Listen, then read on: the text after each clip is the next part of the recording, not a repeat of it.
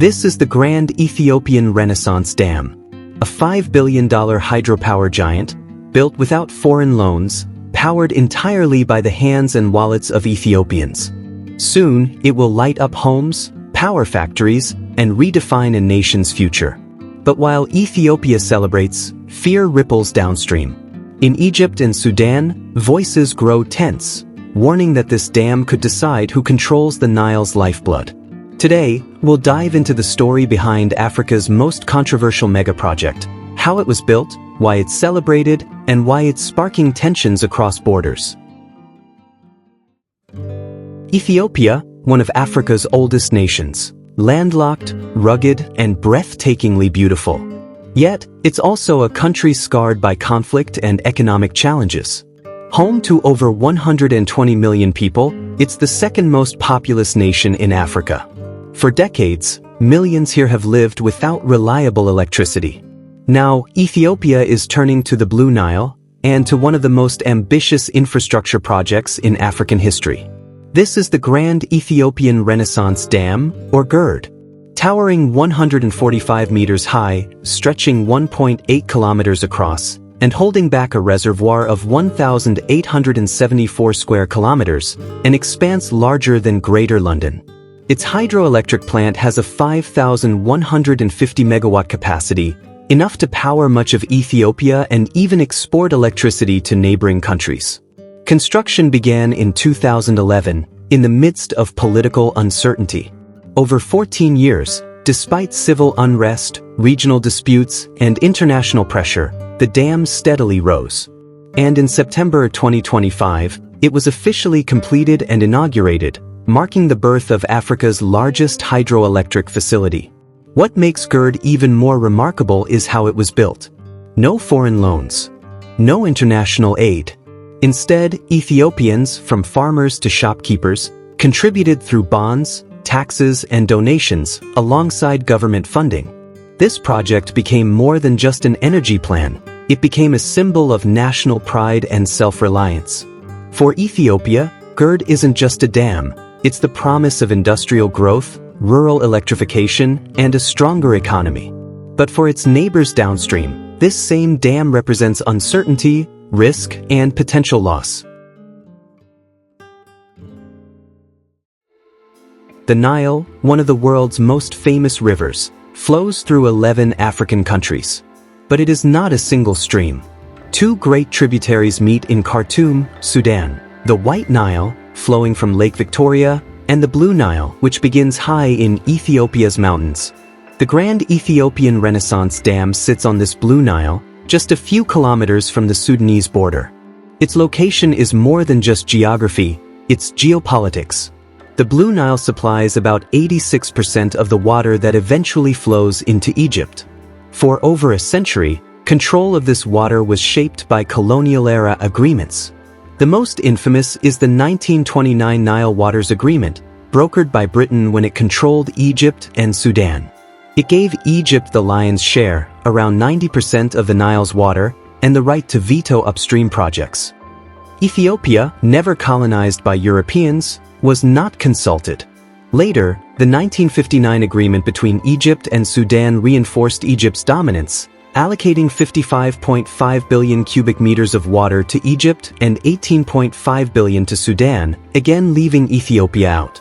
For decades, Ethiopia rejected these deals as illegitimate.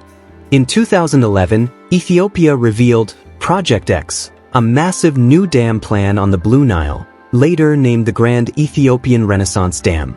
The announcement electrified Ethiopia but alarmed its neighbors downstream. Egypt, almost entirely dependent on the Nile for drinking water, agriculture, and industry, feared that Ethiopia could control the river's flow. Sudan's concerns were more mixed. It could benefit from regulated water flow and electricity imports, but it also feared any sudden cuts or floods if relations soured. Over the next decade, tensions escalated. Cairo warned that water security is a red line and hinted at possible military action. Diplomatic efforts, including African Union mediation and U.S. brokered talks under President Donald Trump, repeatedly failed to produce a binding agreement.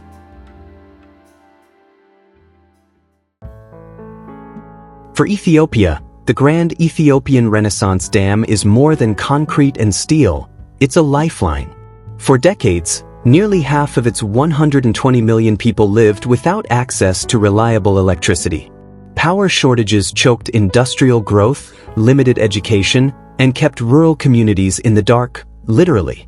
The GERD changes that. Once fully operational, it's projected to supply 60 to 100% of Ethiopia's domestic electricity needs, according to Reuters and AP News. It will energize factories, pump water for irrigation, and extend power lines to villages that have never had light after sunset. And the benefits won't stop at Ethiopia's borders. The dam's massive 5,150 megawatt capacity could turn the country into a regional power exporter, selling electricity to Kenya, Djibouti, Sudan, and beyond, bringing in much-needed revenue.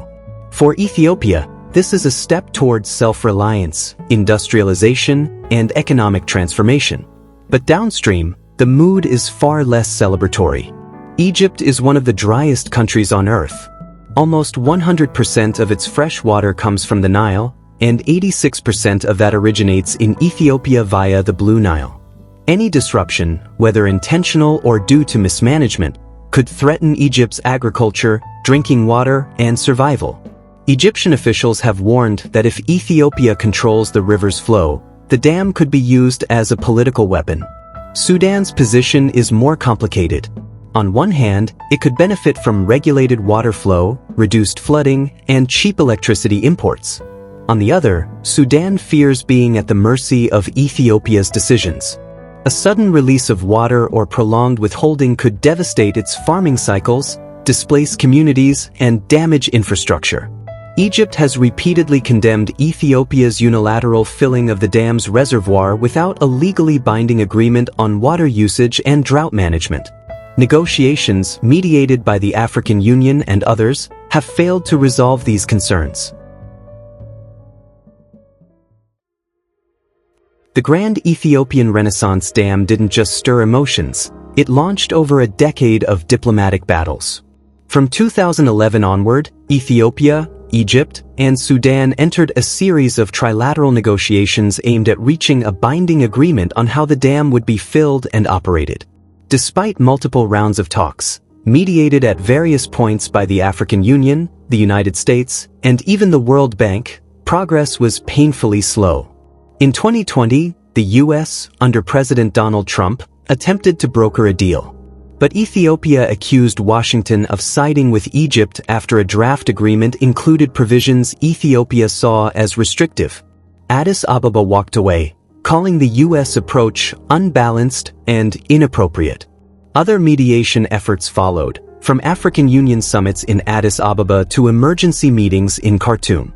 Each ended the same way: no binding agreement, just vague promises to keep talking. By 2023, frustration boiled over.